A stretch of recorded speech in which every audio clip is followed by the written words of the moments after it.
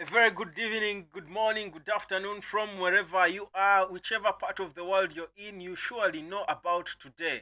It is the Manchester Derby Day, arguably the hottest derby in global football today. Is happening for their 191st time. And guess what?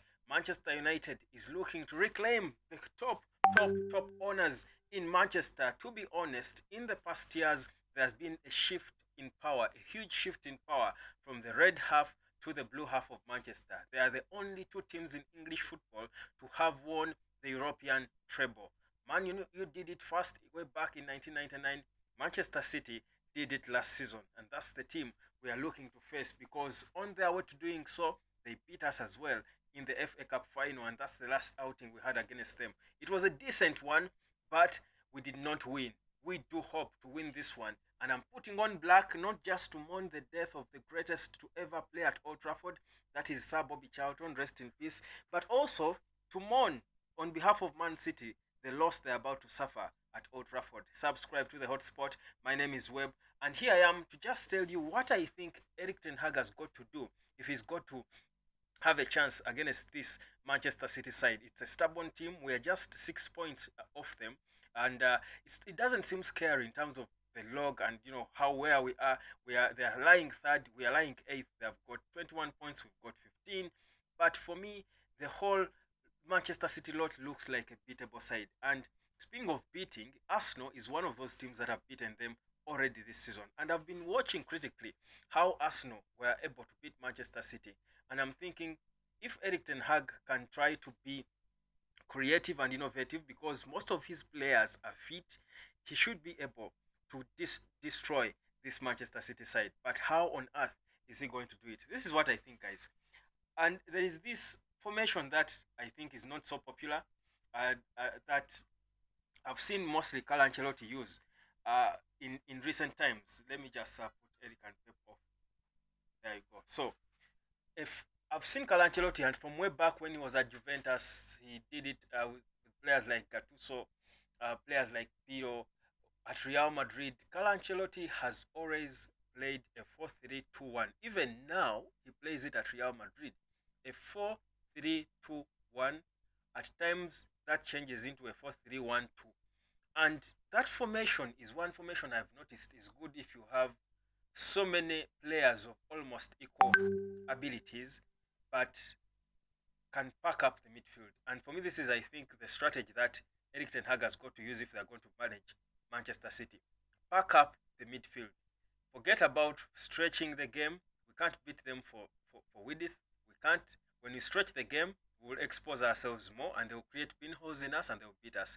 For me, the fact that, and I hope Casemiro is 100% fit, the fact that Casemiro is there, the fact that you've got Sofian Amrabat fit, the fact that you've got Christian Eriksen performing the way he did coming off the bench, he has claimed his place to start. My thinking is, and the debate has been around whether Bruno Fernandes should start ahead of Christian Eriksen. And the fact that Christian Eriksen put on such a good show in the last game coming off the bench, he has certainly earned himself a clear direct ticket to be starting games. Now the question is, should we bench Bruno because they almost play in the same position? No, I actually think this is the opportunity for Erik Ten Hag to try out playing with all these players on the pitch, but be innovative with his formation. Play a mid three.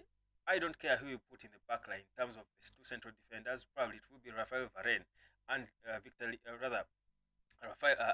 Harry Maguire because of their last performance. But also you need Varane if his feet has got to be starting because he comes the game. But Varane in the defense, yes, central defense, and Harry Maguire, who has been our best player so far, I think in the last two games. Diogo Dalot, obviously on the right. Wan Bissaka is returning, but he's not fit enough to play this game. Sergio Reguilon on the left. But for me, where my focus is, games against big teams are won in the midfield. Big battles are won in the midfield. And I'm thinking that is where we need to pack. That's how you beat Manchester City. And it's good they don't have Kevin De Bruyne there. They no longer have Anilke Gundogan, who can easily open up any midfield. I think they've got players that we can match if we pack up that midfield. So have your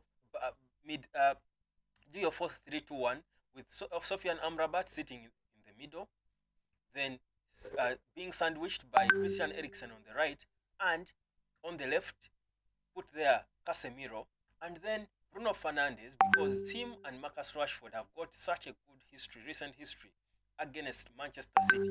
And that's why, honestly, even judging by what Erik Ten Hag was saying in the pre-match press conference, it's nearly impossible to think that he's going to bench Marcus Rashford.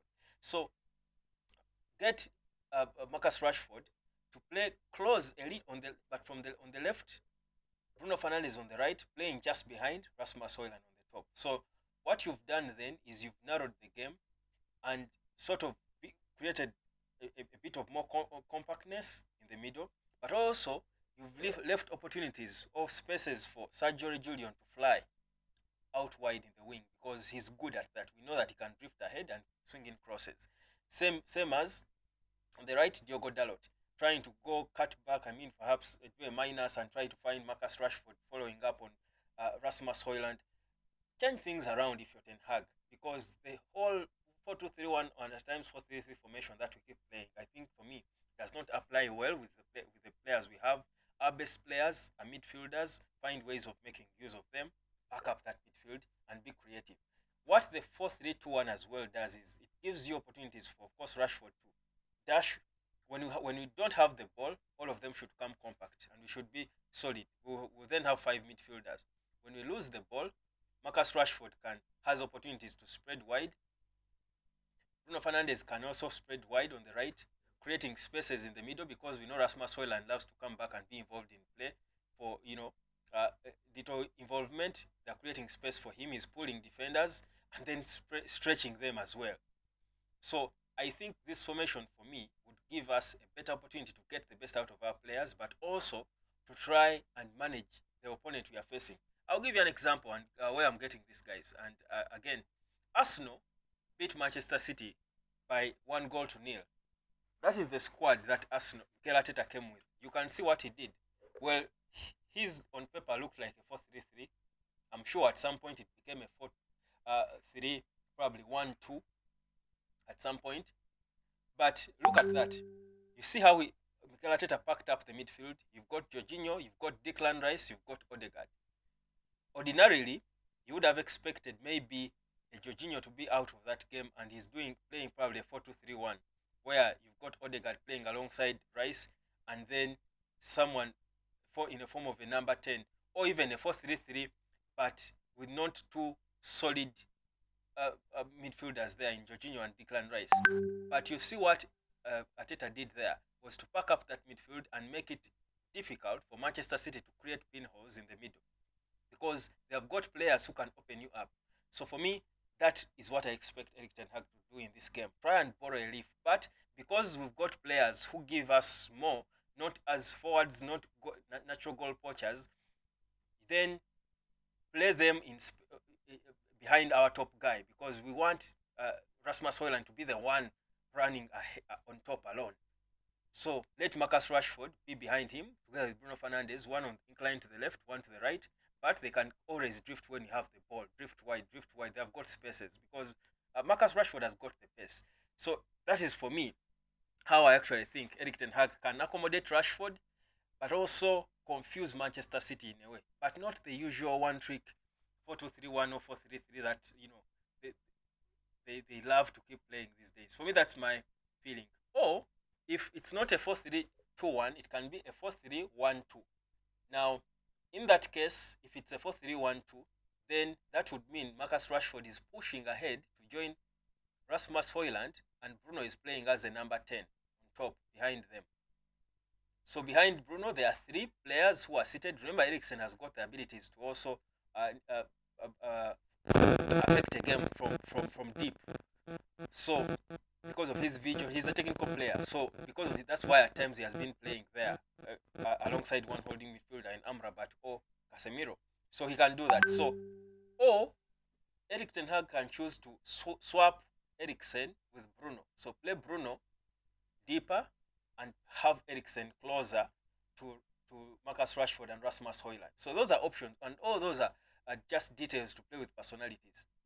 So for me, that is how I see Erik Ten Hag approach this game, if we are going to make sense with the players we have, but also the opponent we are facing. You don't come with the same approach against every opponent.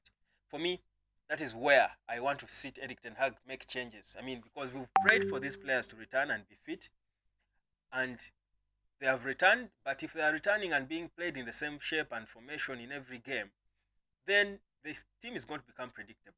You can throw in a Mason Mount. Erik Ten Hag was talking about how Mason Mount will be important in such a game. Maybe if this doesn't work and you want to change things around, then you've got the Garnachos to come in and bring in the Woody. So don't tell me about Anthony. This is not a game for Anthony for me. I don't see Anthony starting in this game, to be honest. I don't think this is a game that requires a certain level of maturity, but also personalities to come out there and be able. And that's why I like Rashford.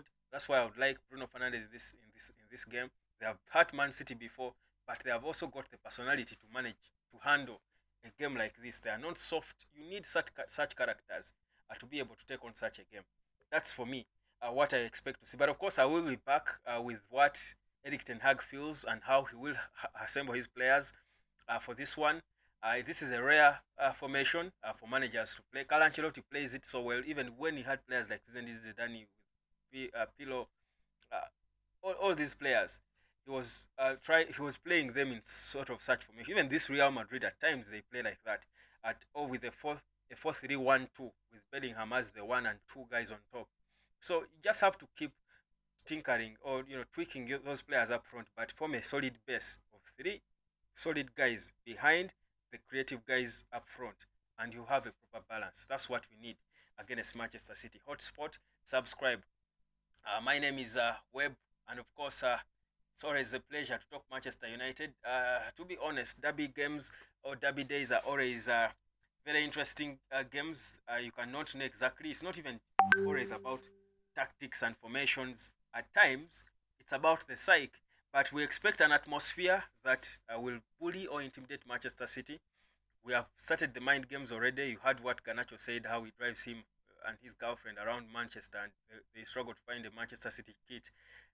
All these are mind games, which are good for such a game. Those are the things that define a derby. But you most importantly, the fact that we are sending off our greatest Sir Bobby Charlton.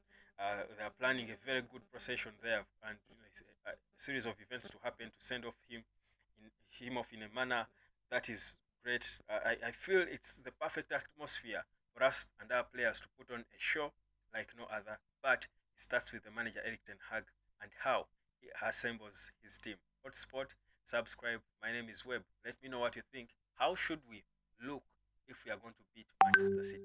Let me know.